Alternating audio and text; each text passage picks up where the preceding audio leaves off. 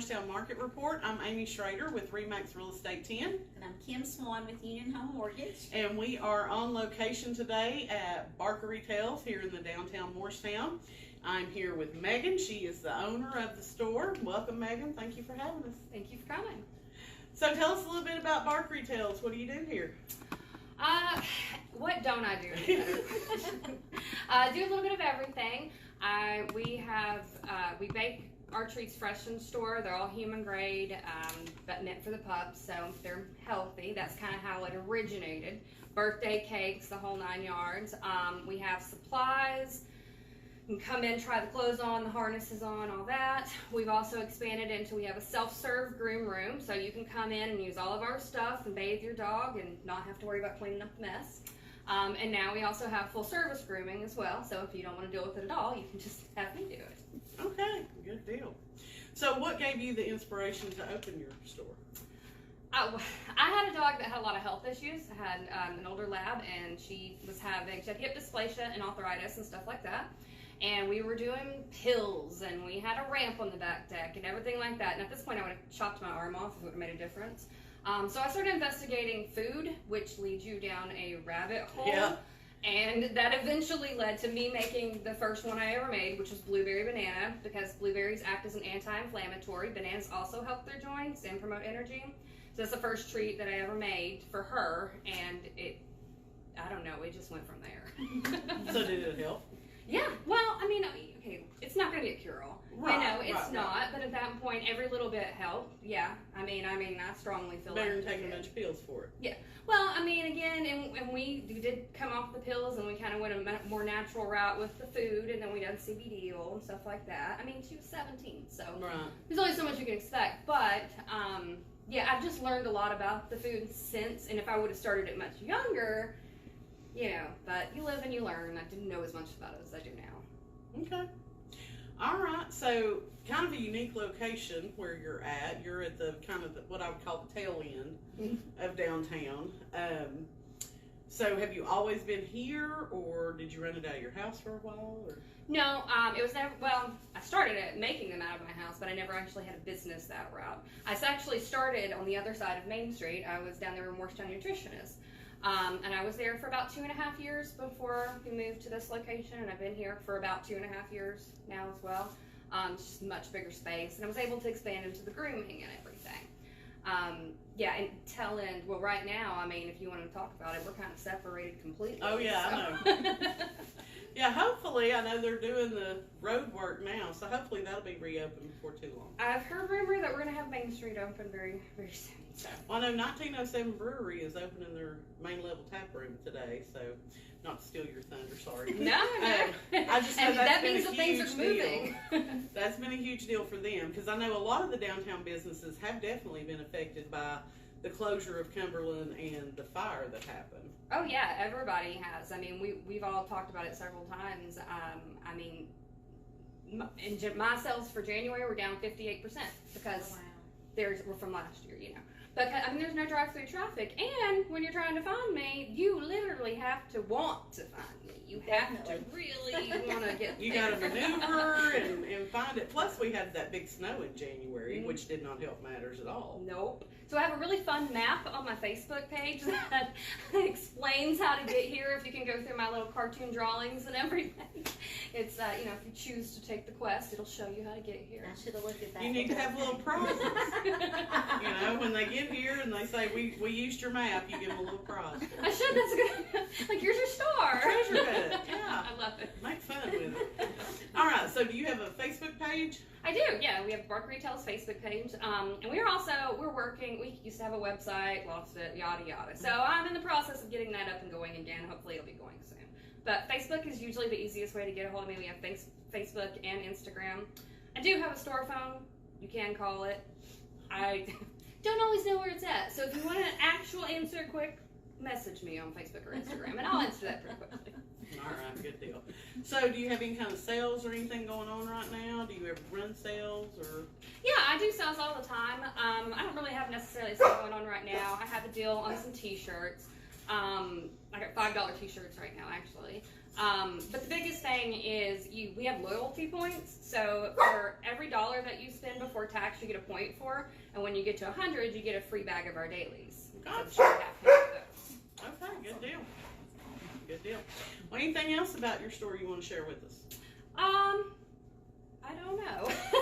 I mean, I guess really just the fact that, you can bring your pup in, they can try stuff on, they can try the treats, see if they like them, if they don't.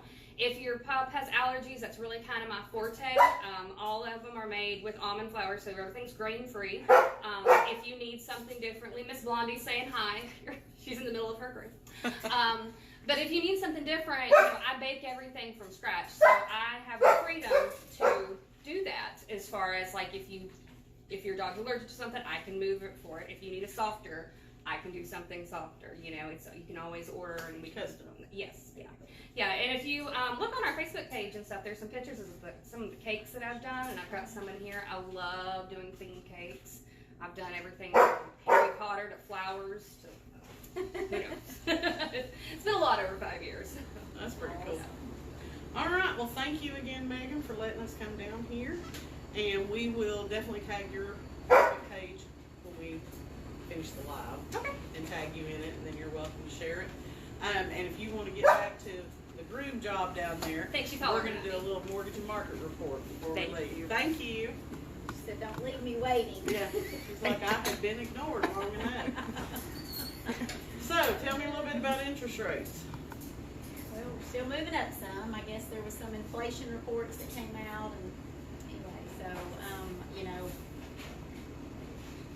we may be lucky to see a Fed decrease in July. They're saying maybe not before then. Well, I think they meet next in June. So And that's what I've heard, is that they anticipate the Fed to cut in June. That does not mean the Fed will cut in June, but that's what they're saying. I saw today that said they didn't think they would. But again, crystal balls are dirty. Well, and every expert has their own opinion. You know what I'm saying? You can watch somebody that says, oh, no, they're not going to do it. Right. My thought process is, and we've talked about this before, this is an election year. And whether you want to involve politics in it or not, having been through this in an election year before, you and I both know, they're going to do whatever they can try to do to get rates lowered before that election. Oh, yeah. So if they're going to do it, they're going to have to start doing it, I think, in June. Oh, yeah. Or it's going to be too late. You know what I'm saying? Oh, yeah, definitely. And I'd love to see it. Love to see it. Wouldn't we all? Wouldn't we all? So, all right. Well, last week we talked about what had happened in Hamlin County for the first quarter. So now we're going to look at first quarter for the Lakeway area, Cotton, Granger, Hamlin, and Jefferson County. We had 275 homes that sold in those 3 months. The average sales price was $314,600 with 54 days on the market. Median sales price was $289,400 with 20 days on the market. Sales prices ranged anywhere from $27,500, which you can imagine that was a teardown house, to $1.75 million, which was a lake house over on Douglas. 56% of the homes that sold in the first quarter sold within the first 30 days of being on the market. Those homes also brought 99% list to sell price, meaning they sold for 99% of their list price. Moral of the story, when you price your home right, you're going to sell it quicker and you're going to get top dollar for it. Right now, active and available in those 4 counties, we have 269 homes available. They range from $109,900 all the way up to $4.89 million. And that again is a house on Douglas Lake in the Stonebridge subdivision, I believe. We have 212 homes that are currently under contract. To compare that to 2023's first quarter, there were 334 homes that sold. So fewer homes sold, mainly because the inventory is not there. But the average sales price last year for the first quarter was $268,429. So that's about, what, $40,000 increase in the average sales price year over year. And I know everybody in Jefferson County is fussing and feuding right now. Have you heard about that? I just, very little. So, Hamlin County had a tax reassessment done a year or 2 ago. And Everybody went through, it is what it is. Well, Jefferson County did too. And the problem with Jefferson County is these Douglas Lake houses. But, I personally know someone who lives in a very modest home. It's about 1,000 square feet on an acre of land. House has not been updated in forever. Their tax appraisal or tax assessment doubled. So, of course, they got the letter Friday, and they said if you want to dispute it, you need to call the tax assessor's office. And from what I understand, when you call the tax assessor's office, it's going straight to voicemail. So you have very unhappy citizens in Jefferson County right now. If you Google, you can find the YouTube video from the county commissioner meeting that took place on Monday night. And several citizens were there to address their concerns about the reappraisal. But what you have to realize is when the tax reassesses, or when the state reassesses the tax appraisal on the house or property, then your county commission is going to adjust the tax rate. So you're not going to have double the taxes. They're going to adjust the tax rate because they have budgets built on X number of dollars of taxes that they're bringing in.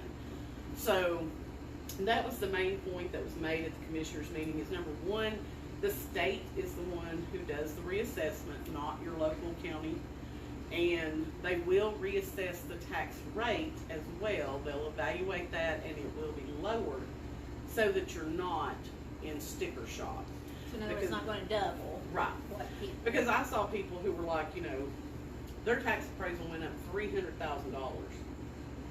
And so in their mind, they're thinking $600, $700, $800 more in taxes, and what am I going to do? I'm not going to be able to afford my house. So please understand, if you live in Jefferson County, that is not going to be the case. They are going to redo that tax rate. That's what they did here in Morristown when we had ours. And I keep looking at you like you live here. You live in Granger County. But they did that when they reassessed in Hamlin County. They lowered the tax rate so that you're still, you will have a slight increase, but it's not going to double, triple your taxes. So, good news there. Definitely. All right, and one other little thing. There is a bagel place that is going in down there in Merchants Green area. That new little strip mall that they put up, where Crumble Cookie, the Indian restaurant, and Senor Jalapeno, there's going to be a bagel place that's on the end of it. And then in the old Ruby Tuesdays building, which has been several things since Ruby's went out, there's going to be a Papa's Steakhouse restaurant. And they are having a ribbon cutting next week, I believe. I'll have to double check that. Oh, wow. So yeah, Morristown's getting a little slack on keeping our new business website updated.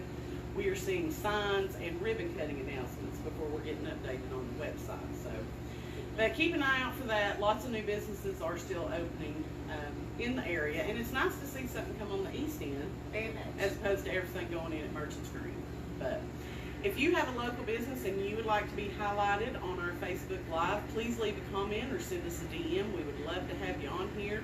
Again, I'm Amy Schrader with Remax Real Estate 10. Kim Swan with Ian Home Mortgage.